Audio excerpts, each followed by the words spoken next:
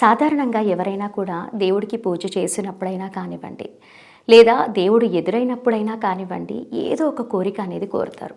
ఖచ్చితంగా కోరుకుంటారు. మనిషి జన్మ ఎత్తినప్పుడే ఖచ్చితంగా కోరికలతోనే ఉంటారు కాబట్టి దేవుణ్ణి చూసినప్పుడల్లా కోరిక అనేది కోరుతూ ఉంటారు. కానీ వాస్తవానికి చెప్పాలి అంటే దేవుడికి మనం ఏది కోరుకోకూడదు. మనం పూజ అనేది చెయ్యాలి. యథాప్రకారంగా ఇష్టమైన పూలు, ఇష్టమైన నైవేద్యం అన్నీ పెట్టి మంచిగా పూజ చేసుకోవాలి. ధూపం, దీపం, నైవేద్యం అన్నీ పెట్టి సమర్పించి నిర్మలమైన మనసుతో 2 చేతులు జోడిస్తే చాలు. నాకు ఇది కావాలి, నాకు ఇది కావాలి అని ఎప్పుడు కూడా కోరుకోకూడదు. మనకంటే కూడా ఆ దేవుడికి మనకి ఏమి ఇవ్వాలి అనేది ఆ భగవంతుడికి తెలుసు. కాబట్టి మనం ఎప్పుడు కూడా ఏది కోరుకోకూడదు. ఉదాహరణగా నేను ఒక చిన్న కథ చెప్తాను. మామూలుగా ఒక దగ్గర ఒక అతను పండ్లని పంచుతూ ఉన్నాడు. యాపిల్. ఆ పళ్ళు పంచే దగ్గర వరుసగా క్యూ ఉంటుంది. ప్రతిరోజు క్యూలో నించుంటారు.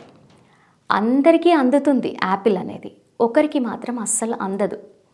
అసలు నేను ప్రతిరోజు వెళ్తున్నాను, నాకు అసలు ఎందుకు అందట్లేదు అని బాధపడుతూ ఉంటాడు. లేదు, ఈరోజు అందరికంటే ముందే వెళ్ళి నేను ముందే నించుంటాను అని పరిగెత్తుకొని వెళ్ళి 4వ రోజు అలా నించుంటాడు. 3 రోజులు తనకి అందదు. 4వ రోజు వెళ్ళి అలా నించుంటాడు. నించుంటే అతనికి ఇచ్చే యాపిల్ పండు చెయ్యి వరకు వచ్చి జారి బురదలో పడిపోతుంది. అరే, ఎందుకు నాకు ఇలా రావట్లేదు, అందరూ తీసుకుంటున్నారు, నాకు మాత్రమే ఎందుకు అందట్లేదు అని ఆలోచిస్తూ ఉంటాడు. అప్పుడు దేవుడు చెప్తాడనమాట. మామూలుగా మంచి వాళ్ళకే దేవుడు ప్రత్యక్షమై అన్నీ చెప్తాడు అని అనడం ఎంతవరకైతే నిజమో, ఇలా మూర్ఖంగా ఆలోచించే వాళ్ళకి కూడా దేవుడు ఖచ్చితంగా ప్రత్యక్షమయ్యి అసలు ఏంటి అనేది చెప్తాడట. అయితే ఆ భగవంతుడు ప్రత్యక్షమయ్యి, ఏమిరా ఎందుకు చింతిస్తున్నావు అని అడుగుతాడు. ప్రతిరోజు నేను వరుసగా నించుంటున్నాను, నాకు ఏ రోజు కూడా నాకు ఫలం అనేది రావట్లేదు. 4వ రోజు చేతి వరకు వచ్చి జారి బురదలో పడిపోయింది. ఎందుకు ఇలా చేస్తున్నావు? అందరిలాగే నేను వస్తున్నాను కదా, నేనేమైనా తోసుకుంటూ వస్తున్నానా అని అడిగాడంట. నీ ఫలము ఎప్పుడైతే నీకు ఇవ్వాలో నాకు తెలుసు. నువ్వు అందుకున్నప్పుడు తీసుకుంటే అది ఒకలాగుంటుంది, నేను ఇచ్చినప్పుడు తీసుకుంటే ఇంకోలాగుంటుంది అని చెప్తాడు. అందరు తీసుకోవట్లేదా అని అడుగుతాడు. అడిగితే వాళ్ళందరూ పండు తీసుకొని వెళ్తున్నాడు. వాళ్ళ ఇంటికి వెళ్ళిన తర్వాత దాన్ని కోసి చూస్తే కదా పుచ్చిపోయింది వచ్చిందా మంచిది వచ్చిందా తెలుస్తుంది. నేను నీకు మక్కిన పండు ఇస్తాను, వాళ్ళు ఇంటికి వెళ్ళిన తర్వాత చూసుకుంటేనే తెలుస్తుంది పుచ్చిపోయింది వచ్చిందా మంచిది వచ్చిందా అని.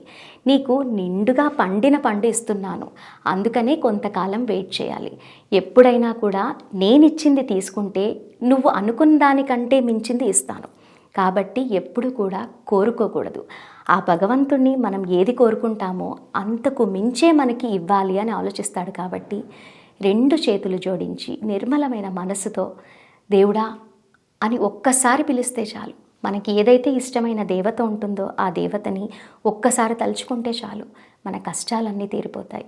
మనం అన్నీ మొక్కితేనే వస్తాయేమో వరాలు, మనం అడిగితేనే ఇస్తాడేమో దేవుడు అని ఎప్పుడు కూడా అనుకోకూడదు.